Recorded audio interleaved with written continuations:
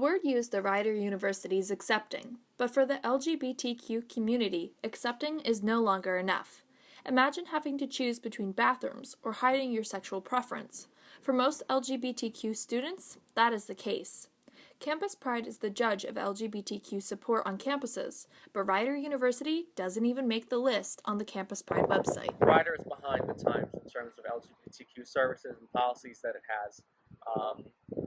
And that was just out of personal research that I've done over the past 2 years. I mean, ever since I was a freshman, really, because I've been visiting other colleges as part of SGA, as part of being an orientation leader.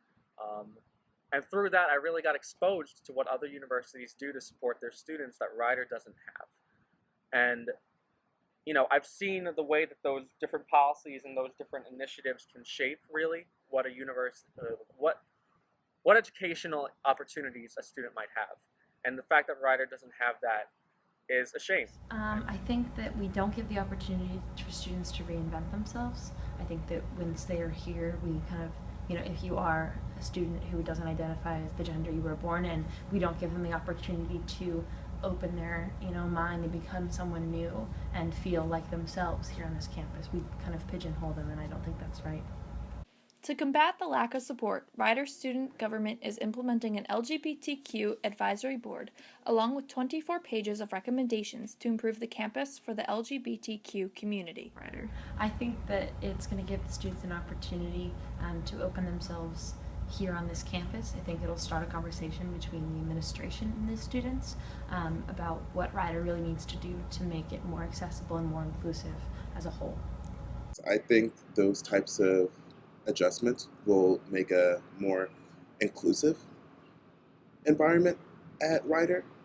Anybody that would have real objections to it most likely won't actually be affected by those types of decisions coming out. So it's definitely an interesting thing. It's something that I completely support. Well, I would really like to see how the policy changes within the piece of legislation, including giving students the opportunity to change their name here at Rider, what's on their ID, their gender, and opening, the possibility for gender-neutral bathrooms. I think that's really important. Dr. Pam Pruitt is one resource students within the LGBTQ community reach out to when issues arise at Rider University. I'm the Director of Multicultural Affairs, and the Office of Multicultural Affairs is here to support all students from diverse backgrounds, to make it an inclusive community, and to be able to be someplace where they can go and feel safe, no matter who they are. Mm-hmm.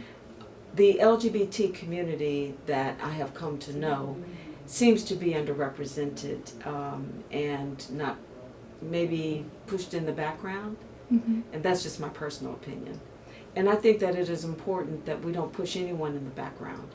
As the LGBTQ Advisory Board's recommendations are added to Rider's strategic plan, gender-neutral bathrooms and gender-neutral housing will be considered as first steps. I think that it's just as much the people in our movement that have stepped up and tried to bring this knowledge and this information to the forefront as it is the united effort to move past the systems of oppression that exist in our country right now.